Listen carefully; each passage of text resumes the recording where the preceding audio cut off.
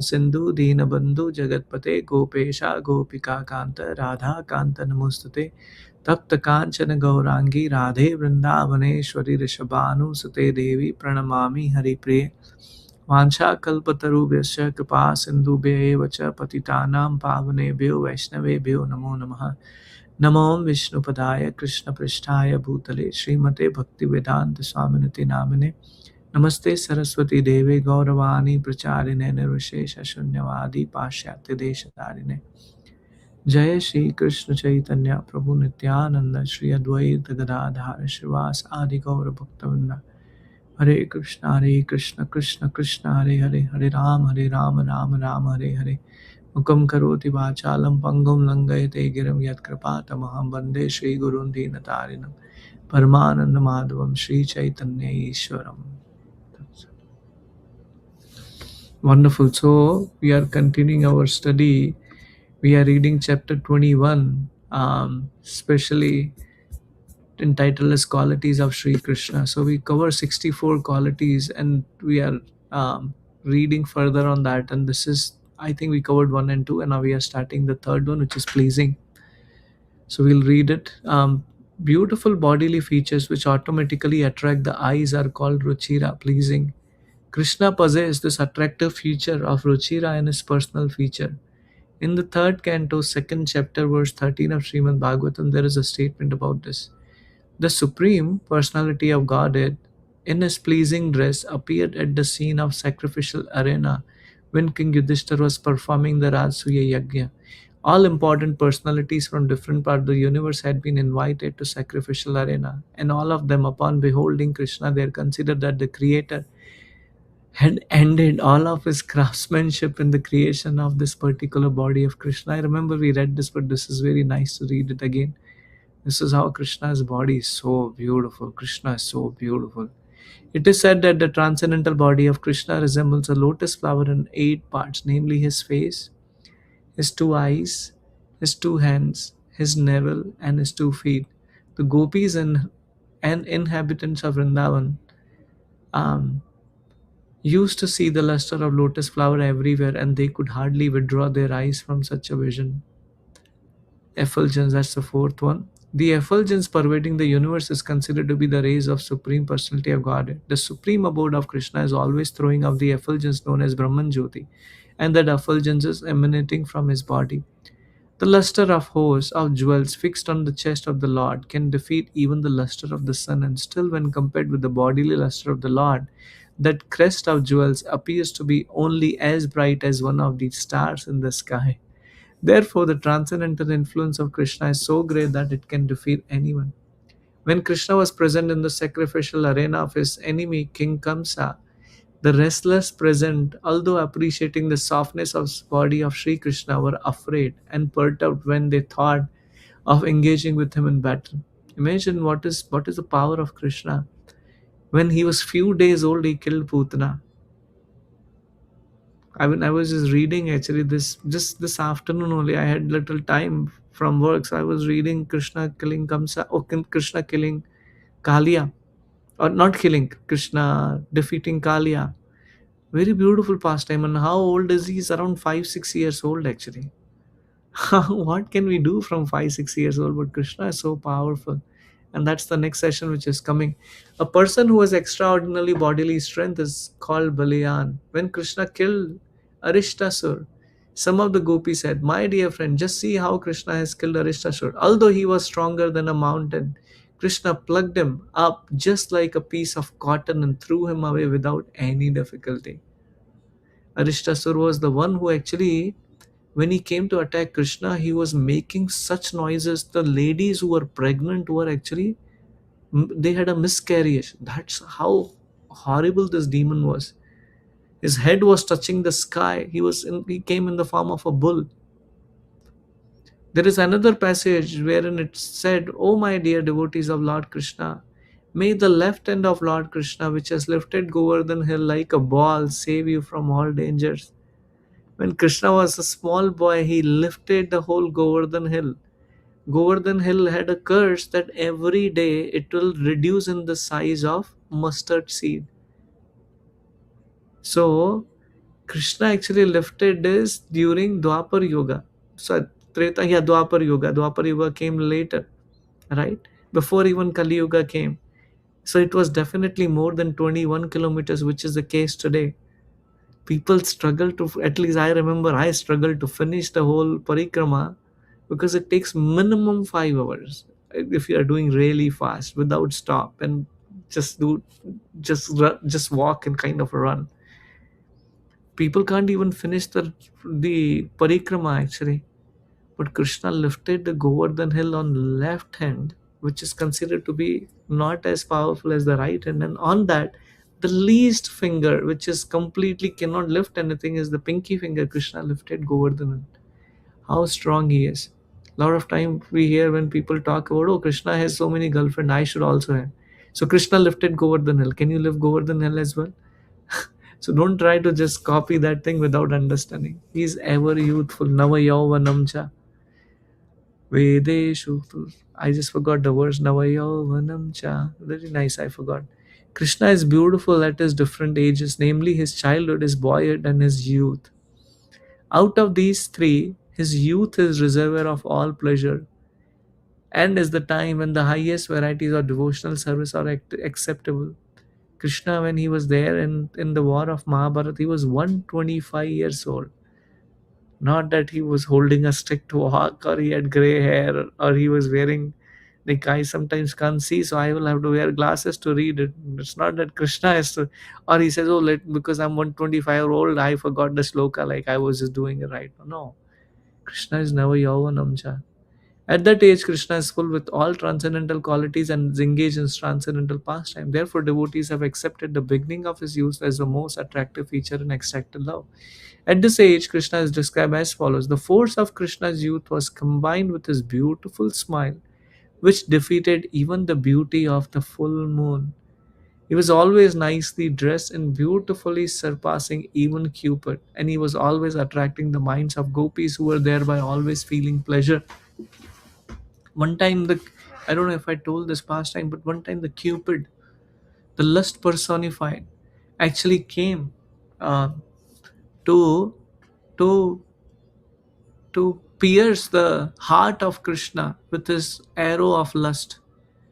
So what happened is, when how it works is, when the Cupid releases his arrow, it touches the target and conquers the target, and the arrow comes back into his quiver. So when he released the arrow disappeared in Krishna's body, and Krishna was not at all affected. This is very important actually. Not attracted by opposite sex, thinking that, oh, you know what, because what Kamadev did actually, he created a beautiful spring season. There was a beautiful breeze going on. The flower fragrance, but today we don't have a flower fragrance, we have to materially apply. They were flowing, which means it's for a karmi person, materially one is attracted by opposite sex, but Krishna was not at all affected. In fact, Kamadev was actually surprised and he offered his obeisances. And Krishna actually showed him his beautiful real form.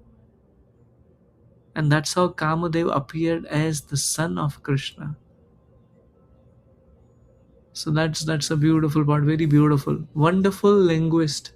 Rupa Goswami says that the person who knows the languages of different countries, especially the Sanskrit language, which is spoken in the cities of demigods. Very interesting, I never knew that. The demigods speak the language of Sanskrit, as well as other worldly languages, including those of animals, is called a wonderful linguist. Krishna has ability to talk to flowers, to different animals and birds. It appears from the statement that Krishna can also speak and understand the language of the animals. An old woman in Vrindavan present at the time of Krishna's pastime once stated in surprise, how wonderful it is that Krishna, who owns the heart of all the young girls of Rajabhumi, can nicely speak the language of Rajabhumi with the gopis, while in Sanskrit he speaks with the demigods, and in the language of animals he can even speak with the cows and buffalo.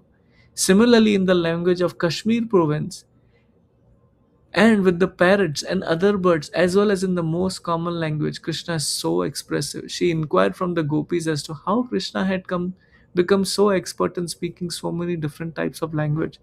People sometimes are proud here. Oh, I know four languages, five languages.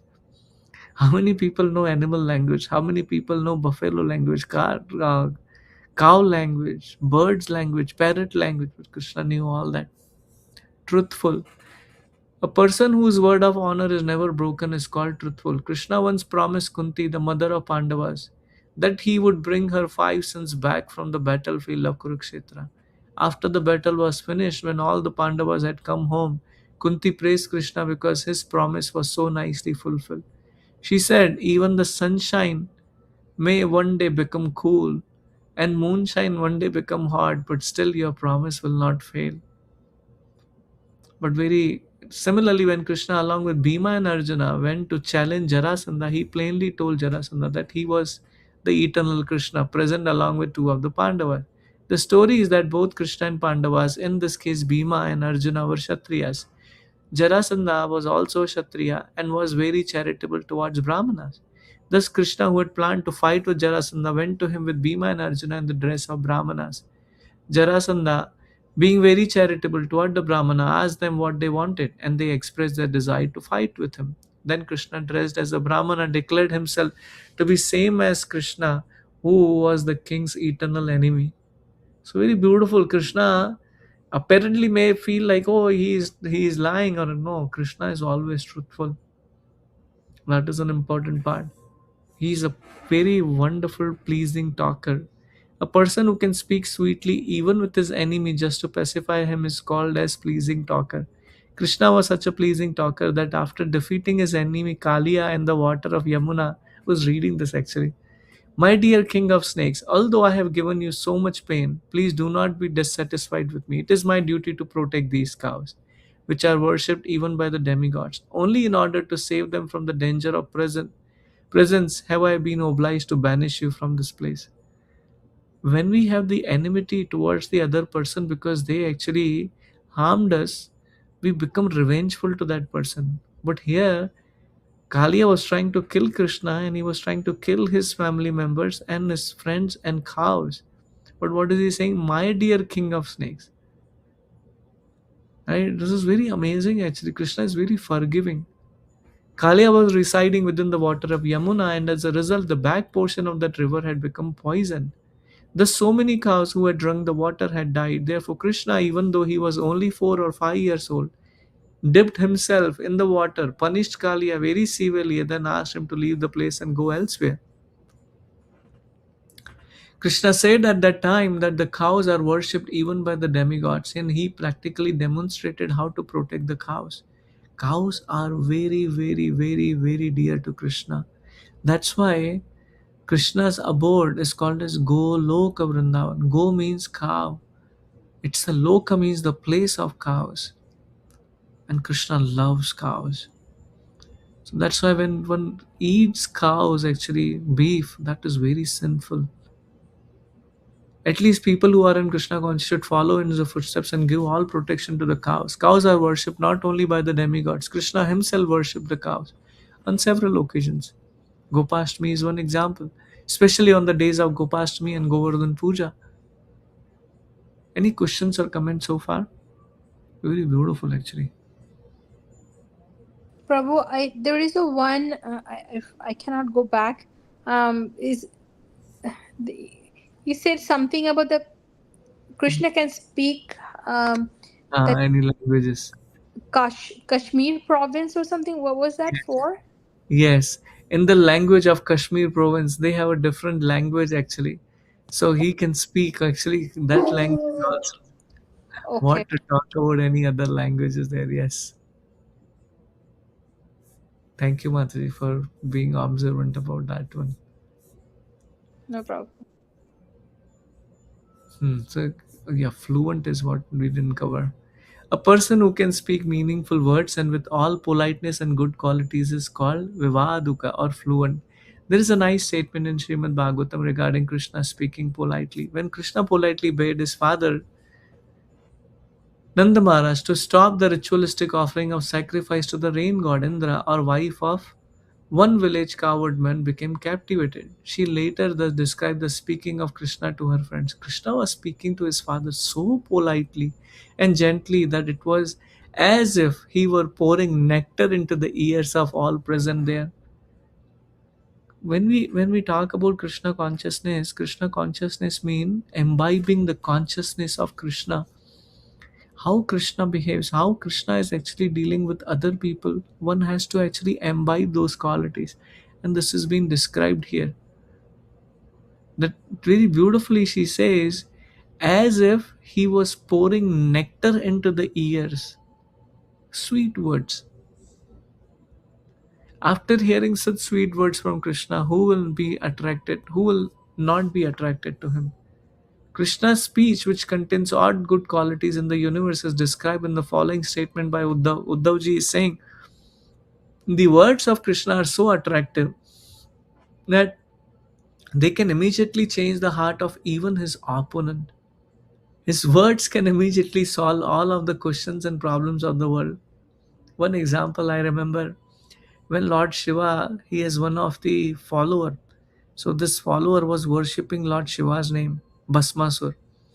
And he was chanting the name of Lord Shiva to please him, but he had an ill agenda. What was his agenda? He wanted to actually take Parvati with him. As long as Lord Shiva is there, he was thinking she will not be mine. So he actually was trying to do the austerity to please Lord Shiva. When Lord Shiva came, he said, what do you want? He said, give me a boon that whomever I put my hand on, that guy burns into ashes. Lord Shiva says, okay, here you go. Tathastu. And he started chasing Lord Shiva only behind.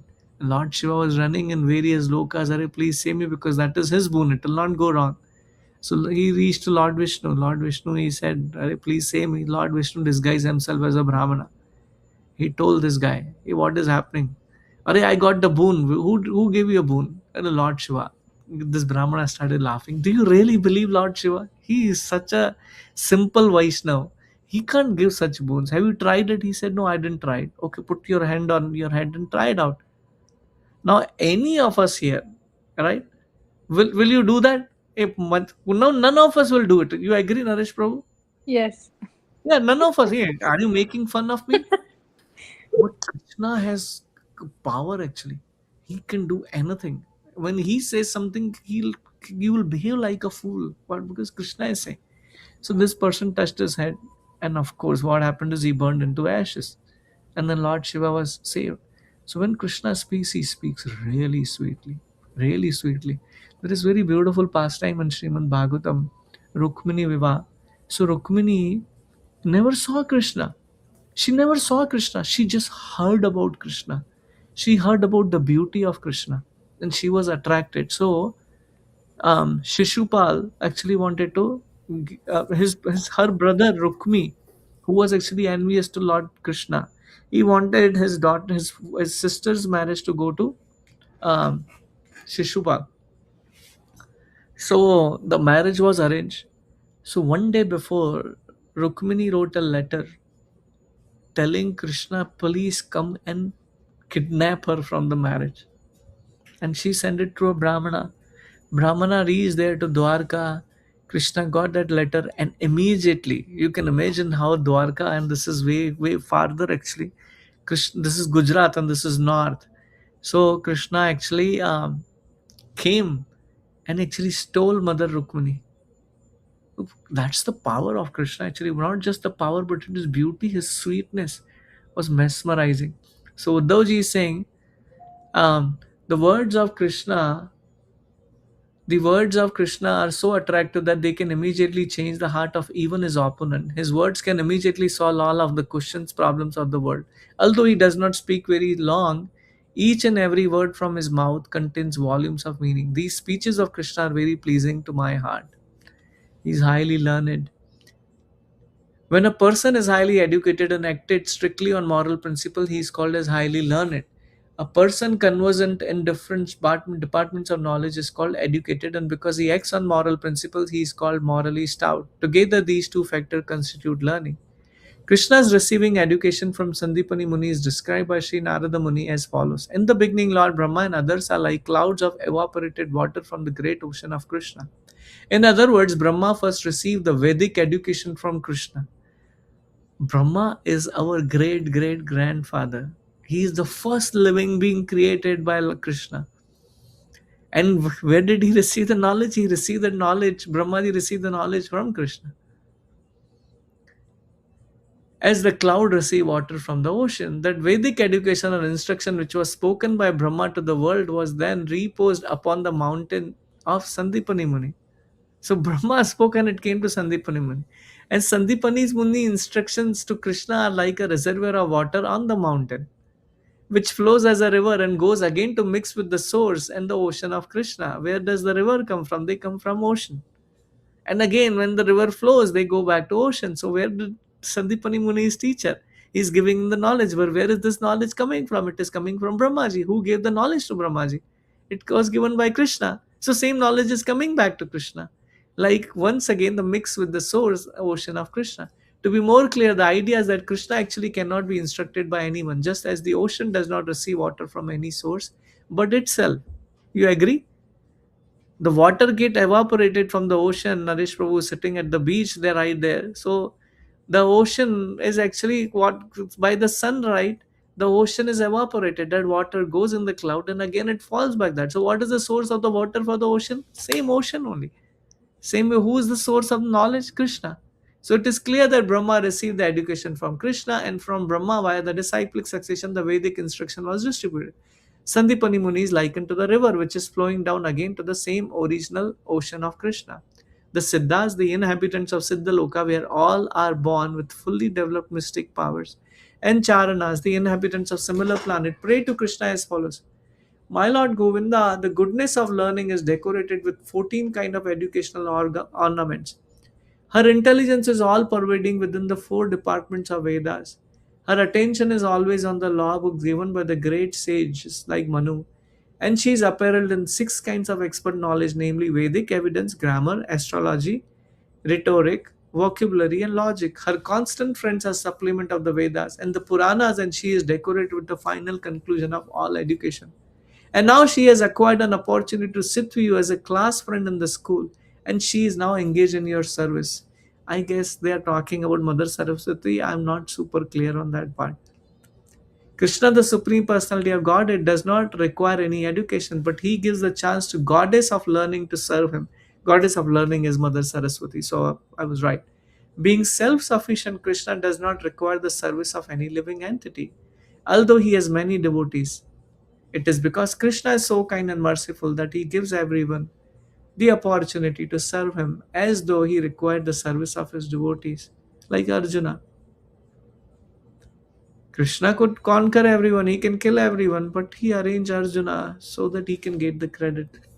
Regarding his moral principle, it is stated in Srimad Bhagavatam that Krishna is ruling over Vrindavan as death personified to the thieves, as pleasing bliss to the pious, as the most beautiful cupid to the young girls, and as the most munificent personality to poor men.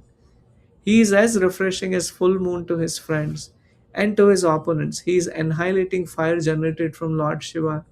Krishna is therefore the most perfect moralist in reciprocal dealing with different kind of persons. When he is death personified to those thieves, it is not that he is without moral principle or that he is cruel. He is still kind, because to punish thieves with death is so exhibit the highest quality of moral principle. Like Krishna killed so many demons, not as the cruelty actually. People don't take Bhagavad Gita thinking that, oh, because Krishna killed so many people, so the war is going to happen at home. Hey, even Bhagavad Gita is not there, you still fight, guys. Don't, not necessarily you need a Bhagavad Gita's reason that if Bhagavad Gita is there, then you fight. No, that's not true.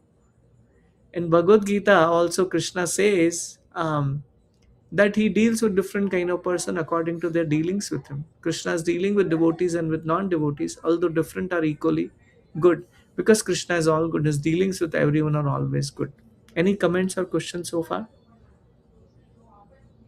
So Prabhu, all the demons that it came and got killed by Krishna, it got liberated. yes, they got a benefit. So it's not that Krishna is killing them. They Yeah. actually Krishna gives the liberation there. Very good Because point, right? they were on the earth for a curse. That's why Yeah, they had to go through the the suffering and all that. yeah, I agree, 100%. Thank you, Prabhu. Hare Krishna. Naresh Prabhu, go ahead. No, bro, that example, bro, is Sandipani Muni, Krishna's teacher.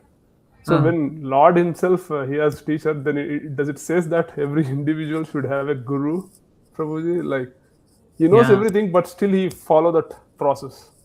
This is very important. Thank you, Prabhu. I missed that point. Krishna is setting up an example for all of us to follow that without the Guru, you cannot attain Krishna. Guru is needed. So that's how the Gurukul system came in. Again, the the student teacher relationship has completely messed up today and based on the character, the poor character of the teachers.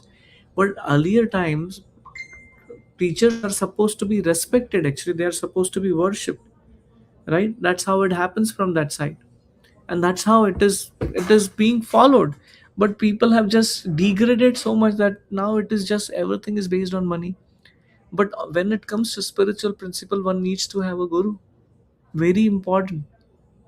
I was just remembering, Mominda Mataji, when you were mentioning, I'm like, Arey, Bhakti Marg Swami is there. Actually, he's the resident there actually in downtown temple. You should actually see him and see if hear him. He's a very wonderful personality, and then see if you can aspire for him. Actually, we all need gurus, and I'm eager for both of you. As you are chanting 16 rounds, you are following four regulative principles. So you should come to the platform where we identify the guru and take shelter of the guru. Very important. We can't keep hanging in there because at this moment, what we are relying on is our own effort. Our own effort has a limitation. But when guru is there, it is like a boat without the captain or boat with the captain. When there is a captain, he knows how to sail through. But without the captain, we with our limited ability, we cannot actually cross over this material nations or material world ocean.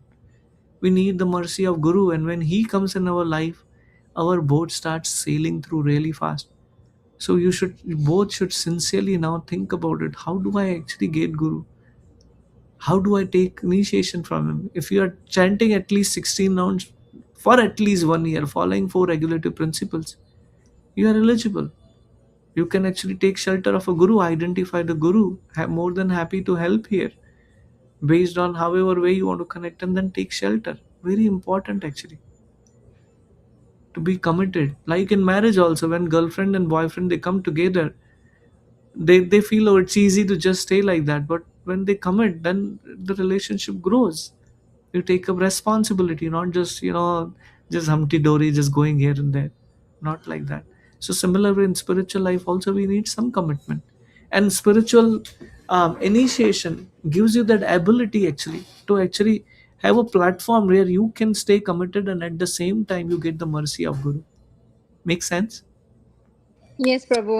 I'm still struggling like I do at my best, but sometimes I will be truthful, like I can't finish the whole 16 rounds. That's okay. That's okay. You are trying most of the time. You can first part of the initiation is you take the shelter, you identify the guru, and you share your intention that I want to take the shelter from you. And then the period starts where now guru says the moment you take shelter, after that you take a vow, I'm not going to back out from whatever happens. I will chant my 16 rounds. And then you take initiation. And again, things can happen. Our health is deteriorating, or something is happening because of which very rare situations which we're not able to handle. Like for an example, my wife was on ventilator. How will she chant 16 rounds? Or we are in hospital, we are just sedated and we have no consciousness. How can we chant Krishna's name? But one has to be faithful. One has to really try one's best actually to serve Krishna. It's easy to be committed, but otherwise it's easy to be, I would say, to get away with that, oh yeah, I couldn't do it, that's okay, what the difference does it make? But when you take a commitment, now you're following that. Like for an example, when you get a job, you have to go to 9 o'clock, you have to reach there. Whatever happens, you will reach there, right? Yes, They Prabhu. tell you that 5 days you have to come to work, you have to go. There is no other exception there. Commitment is there. And in material relationship we have so many commitments. Why not on spiritual plane? Yeah, sometimes our health is not good. Either we take PTO or we have to go. We can't take PTO every day. We have to go. Yes, Prabhu. Like when my parents are not there, I have to cook for the kids. I don't have an exception here. I have to cook. So same way, there are so many commitments we have in our life. Whether we like it or we don't like it, we still are committed to do that. Similar principle here, that we are committed. I'm going to chant 16 now, 2 hours. That's it.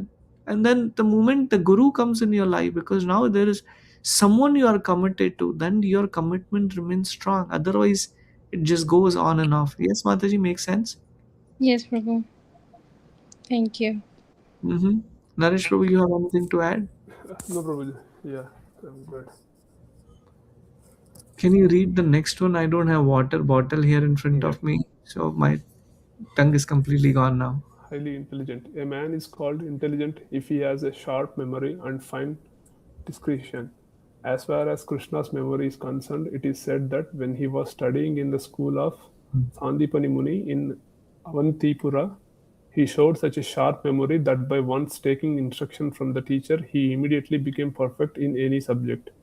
Actually, his going to the school of Sandipani Muni was to show the people of the world that, however great or ingenious one may be, he must go to higher authorities for general education. However great one may be, he must accept a teacher or spiritual master. The point we Krishna, discussed. yeah, Go we ahead. discussed. Yeah. Krishna's fine discretion was exhibited when he was fighting with the untouchable king who attacked the city of Madura. According to the Vedic rites, those who are untouchable are not to be touched by the Kshatriya kings, not even for killing. Therefore, when the untouchable king seized the city of Madura, Krishna did not think it wise to kill him directly with his own hand. Still, the king had to be killed, and therefore Krishna decided with the fine discretion that he should flee from the battlefield so that the untouchable king would chase him. He could then lead the king to the mountain where Muchkunda was lying asleep. Muchkunda had received a benediction from Kartikeya to the effect that when he awoke from his sleep, whomever he might see would at once be burnt to ashes. Therefore, Krishna thought it wise to lead the untouchable king to that cave so that king's presence would awaken Muchukunda and he would at once be burnt to ashes. Very. This is a very beautiful pastime which actually mentioned in Srimad Bhagavatam, that this untouchable king is attacking Dwarka. So Krishna's one name is Ranchod, right? Ran means the battlefield, and Chod means he ran away from the battlefield. This is another incident. So this king who was actually chasing him, he started running towards the cave. So Machukanda is actually from previous yuga, and he was fighting and he was so tired. So he was given he said, "I want a benediction. I just want to go to sleep. Nobody should bother me. If anyone comes to interrupt my sleep, if my eyes fell on him, he should be burnt into ashes." So what happened is Krishna entered into that cave and he hid behind. So this king, when he came, I forgot the name of the king. So when the king came, he was actually fighting on the side of Kartikeya. So he got that benediction from Kartikeya, Muchukunda. So what had happened is that he actually hit Muchukunda. He thought Krishna, because it was dark inside the cave. So he thought he's Krishna. Muchukunda, because nobody was bothering him. He bothered him, and Muchukunda woke up and he had a boon, right? So he put his eye on this, and this king was burned into ashes. So this is where it is being mentioned about how Krishna is very intelligent. Or another pastime is that um, Ashwatthama is dead in Mahabharata, right? He said to Yudhishthira, "You say that Ashwatthama, the elephant, is dead." There was another name. Ashwatthama was name of the elephant also, and it was also the name of son of Dronacharya. Now, very interestingly, Dronacharya's son Ashwatthama, he is Amar. He cannot die. He has that he has the boon. So which means he cannot die. So now when he's saying, Dronacharya should understand, right? Are my son is Amar. He cannot he's not going to die. But Yudhishthira said, and he understood. And at the time he left his weapon. And that time Krishna asked Arjuna, "You shoot the arrow." So Krishna is intelligent, he knows. Same with Jayadratha. What happens with Jayadratha? Jayadratha was the one who was main person on killing Abhimanyu, Arjuna's son. So Arjuna took a vow, tomorrow either I'll kill Jayadratha or I'll enter into the fire. So what this opposite army did, they said, we just have to make sure Arjuna does not reach you, Jayadratha. Then we'll be victorious. So they were creating all kind of pauses or stoppage so that he never reaches there. Because it was just one day he's supposed to kill Jayadratha. And it was about to be the evening. And what did Krishna do? Krishna realized, Are udhar kabhi pahunch hi nahi payenge. He won't be able to reach there with whatever is happening. So what did he do? He releases Sudarshana. What does Sudarshana do? Sudarshana covered the sun. So which means now it's a sunset. So the opposite side blew the conch and they were so happy. Now Arjuna is going to be dead. He will enter in the fire. And Jayadratha came running, laughing. Ah, I'm winner, I'm winner. What happened? Everyone moved aside. Now Jayadratha is exactly opposite Arjuna. Krishna removed the Sudarshan Chakra. Sun again came back. And Arjuna was told, now you shoot him the arrow. And Jayadratha was dead. Krishna is indigenous. Go ahead, Prabhu. Next one. Last one we will read. Prabhuji, before that, Hmm. just a question, Prabhuji. Please. The term untouchable, Prabhuji, what is the exact meaning of it, Prabhuji? Yeah, very good point, Prabhuji. Um, when I was actually small, that concept was still there. I don't see it anymore. But those are called as bungis. So actually, to be honest, please forgive me about that, but I want to bring this part. So there are four varnas, right? Yeah, Prabhuji. Brahmana, Kshatriya, Vaishya, and Shudra. Shudras are called as untouchable. Shudras are called untouchables. So anybody who sees Shudra, they are basically they don't come in contact with other three distinct. They are supposed to just serve them like that. Very interestingly, in Kali Yuga, all of us are Shudras, which means all of us are untouchable.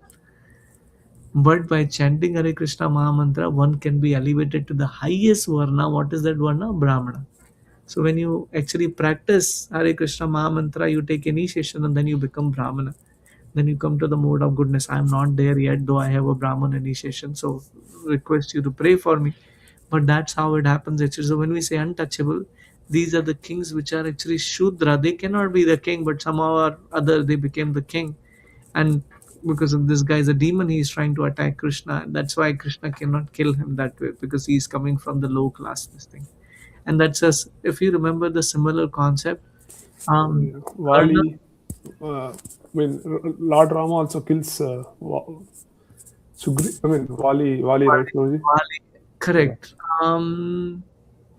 Yeah, I don't know whether he was a Shudra, but Yeah. if he's on the Shudra, he cannot kill him, but he shot the arrow. But that's a good question. I don't have an exact answer. But the other thing which I remember is Karna. So Karna was born, of course, by the womb of Kunti. So he is born Kshatriya, but he was put into Mother Ganga, right? And then a fisherman took care of him, right? So apparently his parents are the fishermen. They are untouchable. So he wanted to learn archery, and if you remember, he came to Parshuram, and he told he's a Brahmana, and then he learned, oh, he's a Kshatriya or he's a Brahmana something, and because, oh yeah, he's a Brahmana, because Parshuram will not teach that archery to anyone, because um, the the kings, actually the Kshatriyas, killed his father, so he just destroyed the 21 generation, so he wouldn't teach the archery. So he said, I'm a Brahmana. So he taught him archery.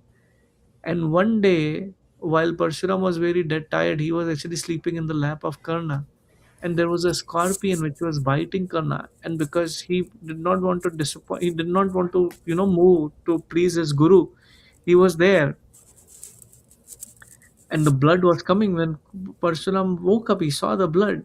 He says, you can't be a Brahmana, because Brahmanas don't have they have a good mind control, but they don't have a tolerance. But Kshatriya have a tolerance. They may not have a good mind control, but they have tolerance. You are Kshatriya.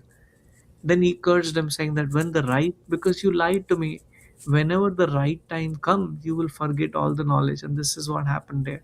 So it's a similar concept on the Shudra and all this stuff. Make sense, Prabhuji?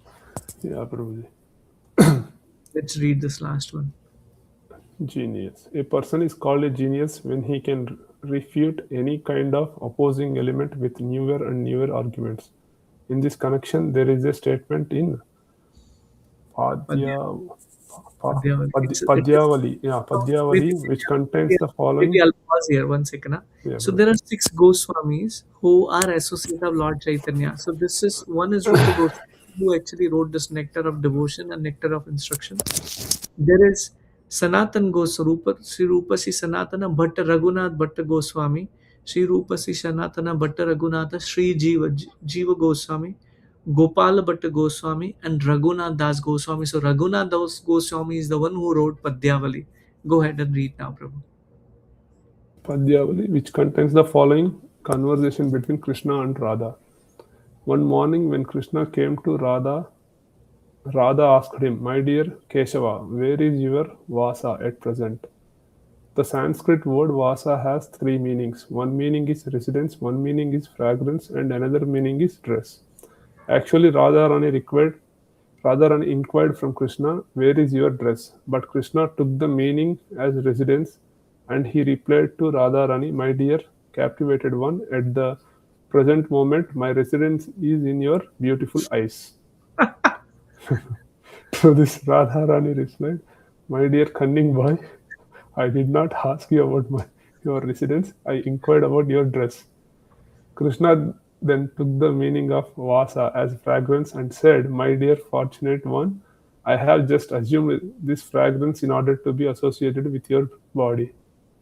Srimati Radharani again inquired from Krishna, "Where did you pass your night?" The exact Sanskrit word used in this connection was Yamini Yamusita. Yamuni Yamunisita. Ya, Yamin, Yeah, I mean, Yaminyam. So Yaminyam means at night, and Usita means pass. Krishna, however, divided the word Yaminyamusita into two separate words, namely Yaminya and Musita. By dividing these words into two, it came out to mean that he was kidnapped by Yamini or night.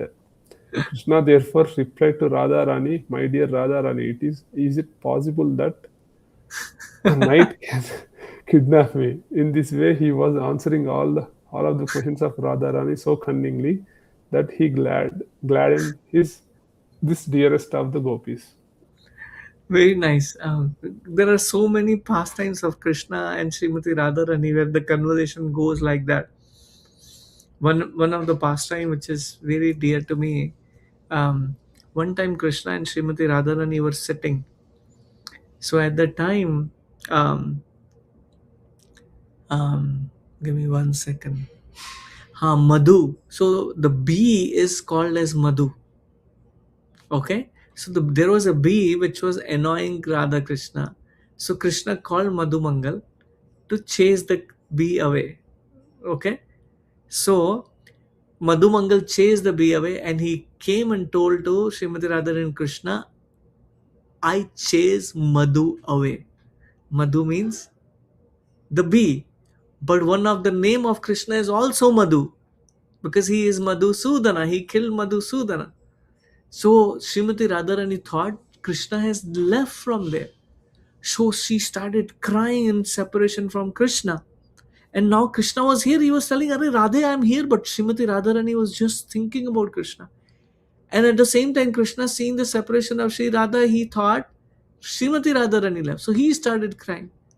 So that's how actually Radha Kund and Shama Kund, the lakes which are there, the ponds which are there in Vrindavan, they were formed actually by the tears of Krishna and Srimati Radharani.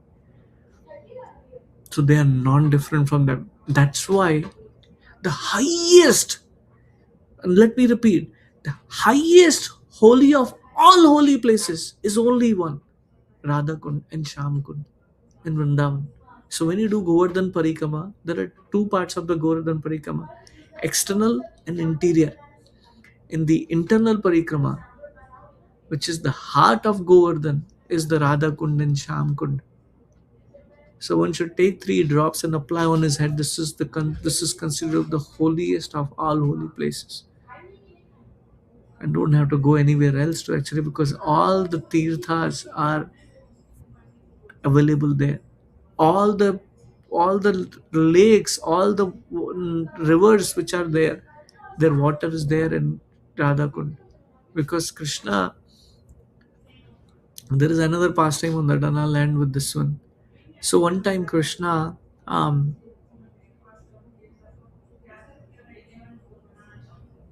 one second, I'm just trying to remember. Yeah, after Krishna killing Arishtasur, we were just reading Arishtasur few verses back. So Arishtasur came as a bull. Krishna killed him. So the gopis told, "Oh, this is a biggest sin because killing a cow or the not the buffalo. What is cow, and then what is the male form of the cow? It's in Nandi. I But mean, no, the male form of the cow. I forgot the English term. I know the Bengali term, but yeah, I know what you mean. Okay, you understood, right? Yeah. So they are the one who are used for plying the field. Bulls, yeah, sorry, I just can't recollect. So he came in the form of a bull, and Krishna killed him. And based on the scripture, you should never be killing a bull or a cow. So they were telling Krishna, you have to now rectify your sin. So he said, what should I do? You go and take a bath in all rivers. So what did Krishna do? He actually called all the rivers to fill the kunda. That became Shama Kunda. And then Krishna took the bath. Now, after Krishna came out, he says, well, I took the bath, I purified myself, but now you have to take a bath because I'm a Brahmana. You actually criticize me. So you have to take a bath. That's what I remember. Maybe I was wrong in that time. I'll figure that out and share that. So now they have to take a bath. So now they are actually trying to create a pond, and they are trying to fill the water from Yamuna and bring it here. For Krishna, he called, everyone came. And then Krishna saw their effort and actually called all river personified. And they introduced themselves that I am Ganga, I am Yamuna, I am Godavari, I am Saraswati. And they filled the water. And Krishna personally took the bath in that water. And he said, this Radha Kund is the most favorite of mine. I come here to take bath daily. And Srimati Radharani also comes to take that bath daily, though we may not be able to see with our eyes. So that's why Sri Radha Kund and Sham Kund are holiest of all holy places. When if one gets an opportunity, one should actually put 3 drops on their head to purify our existence.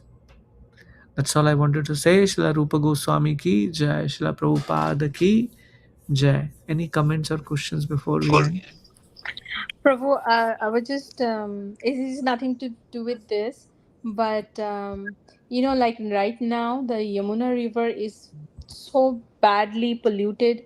Hmm. They are actually going every, like in Delhi, they're just trying to clean the Yeah, Yamuna River, right? yeah. Now, is that same way the Radhakud and Shamkud should be doing? Just as of how I heard the story, I thought should not. But is any thoughts? Mataji, this is very important. Actually, one time I was going with my Shiksha Guru um, to Nashik. Nashik is the place where Panchavati is there, right? Where Lord Ram, Mother Sita used to stay before Mother Sita was stolen by Ravana. So I went to one place where Lord Ram and Mother Sita used to take a bath. And when I went there, the water was really disgusting. It was just stinking. So I did not go. But everyone went and took the bath there. So at the time, my Shiksha Guru understood and he smiled and told me that you never see these rivers with the eyes. You see it with your ears to understand. From our external eyes, they may appear there is this water and there is this damage or there are these leaves and all that stuff, but actually it is always pure. So similar way, Radhakund, Shamakund or Yamuna, they are spiritual personality. Nobody can contaminate him. Yeah, but I think they are just. One second, I just Yeah. want to finish my thought. But that does not mean that we actually contaminate that water. So we should be very responsible to make sure we treat these holy waters as really holy. Though these filthy people actually create such a mess out of this, but we should not think it like that. That's how I'll put it. Go ahead, Mataji. Okay, no, I was just wanted to know, like, if other people who's trying to clean the river, Yeah. like River Yamuna, and that is already happening right now. A lot of the water, of a big portion of The the water Samodis, yes. is Yeah. getting cleaned. Is the Mm. same way the Radha Kund and Sham Kund, or any Mm. even the Yeah, uh, they clean Mataji. They so I actually happened to one go there once when Radha Kund appearance day is there. Lakhs of people come that day, Mataji. And it takes like I stood in the line at 11 p.m. in the night. My turn came at 4 a.m. wow, So lakhs of people come there, lakhs of people to actually take a bath, and I was not even 1 mile away. So you understand, more than 5 hours actually took for me to reach there for few minutes, just taking a bath there in Radhakund. So after that, they actually clean Radhakund water and all that stuff. Actually, purify the water and all that stuff. So they do clean it, Mataji. Yeah. But again, they try that people don't do wrong things there. Hopefully, yeah. But that's how it has been maintained so far, Mataji. thank you, Prabhu. Mm-hmm. Nice question. Any other comments before we end? Okay, I went 2 minutes over time. Very grateful for your presence. We will continue studying next week. Shila Prabhupada ki Jai. Jai. Dhanyavad. Jai. Hare Krishna. Shila Hare Rupa Krishna. Goswami ki Jai. Hare Krishna. Ending it now.